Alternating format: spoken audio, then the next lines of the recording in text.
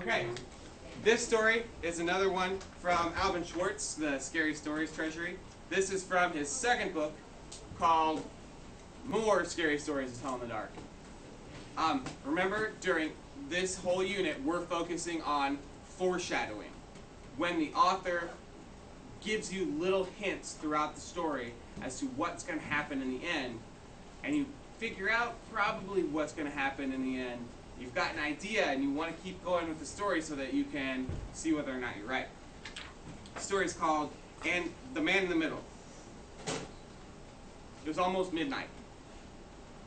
Sally Truitt had just gotten on the subway train at 15th Street after visiting her mother. "Don't worry," Sally told her.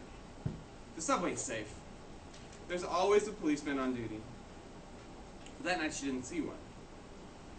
Except for her subway car was empty. At 42nd Street, she saw three tough-looking men get in. Two of them were holding the third one up, who looked drunk. His head rolled from side to side. His legs just refused to work. They got him seated between them. His head came to rest on one of their shoulders. Sally thought he was staring at her. She buried her head in a book and tried not to notice. At 28th Street, one of the men stood up. "Take it easy, Jim," he said to the man in the middle, and then he got off the train. At 23rd Street, Jim's other friend stood up. "It'll be fine," he said, and got off. Now the only ones left in the car were Jim and Sally.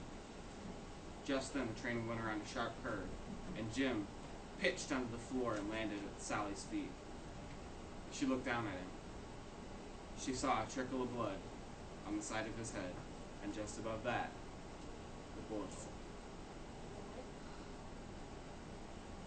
Ugh.